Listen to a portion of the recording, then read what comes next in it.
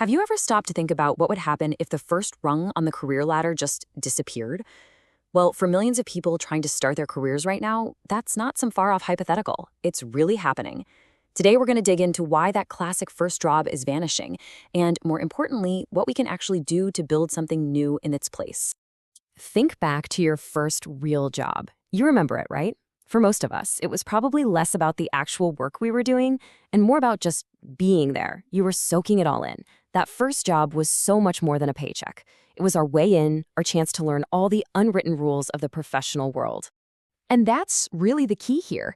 These jobs weren't just about learning how to do task A or task B. They were a full-blown education in how to be a professional, a kind of quiet apprenticeship in the real world of work. So this brings us to the core idea for today, the career on-ramp. You know, for generations, that first job was how you merged onto the career highway. But that on-ramp, well, it's being systematically dismantled, and the fallout from that is absolutely huge. Okay, so what do we mean by this cognitive on-ramp? Well, it's the idea that entry-level jobs were never really about making copies or fetching coffee. They were about learning the tacit physics of the workplace, all the stuff you just can't learn in a classroom. Things like how do you read a room? How do you navigate office politics? How do you handle the messy, ambiguous reality of a project? It was where all that academic theory finally slammed into reality. And here's the problem. AI and automation are getting shockingly good at all those routine tasks. You know, writing first-pass code, cleaning up a dataset, doing a basic resume screen. The exact grunt work that used to be this apprenticeship is now being handled by software. The result? That well-worn path from school into a stable career is starting to just fade away.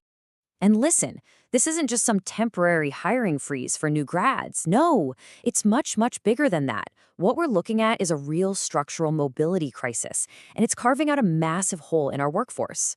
You have to understand this one critical difference. In the past, automation on the factory floor displaced manual labor. It replaced hands. But this new cognitive revolution is a completely different beast. It's happening in the office. And it's not just replacing tasks, it's replacing the entire learning process itself. And this creates this incredibly dangerous paradox for companies, what's being called the hollow middle.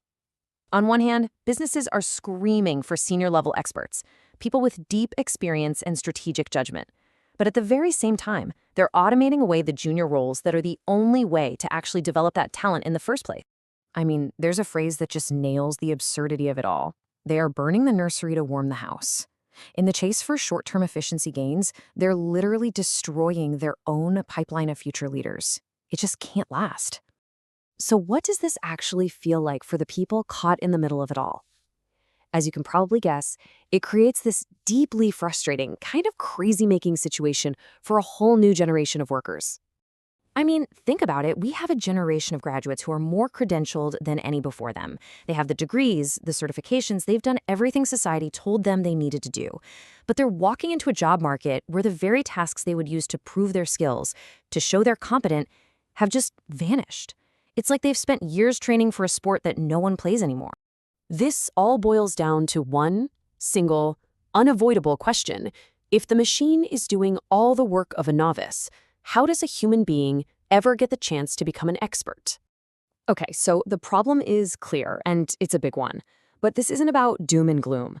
The conversation is now shifting from just diagnosing the problem to actually designing the solution. And that's going to take a pretty fundamental architectural shift in how we think about work and talent. And here is the crucial takeaway. The answer isn't telling people to just go get another degree. That's not working. This isn't a skills gap where individuals are failing. It's an infrastructure gap. The system is broken. We don't need to fix the people. We need to fix the market itself. So how do we actually do that?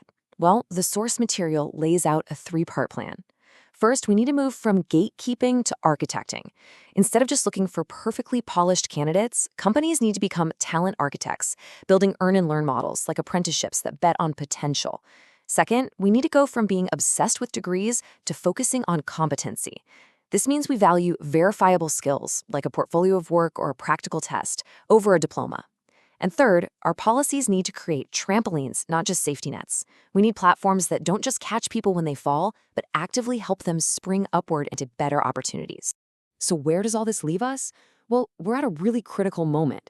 The path that worked for generations is crumbling, and that's scary. But its collapse also gives us this rare opportunity to build something entirely new. And that really gets to the heart of it all. Yeah, the disappearance of the first job is a crisis, no doubt. But it is also an invitation to be more thoughtful, more intentional, and frankly, more equitable in how we design the workforce of the future. We can actually build an on-ramp that's stronger and more inclusive than the one we're losing. And that really leaves us with the final question, the one that's on all of us. This problem is not going to solve itself. It's going to require deliberate, creative design from everyone, from companies, from educators, from policymakers. The question isn't if the old on-ramp is gone, it is.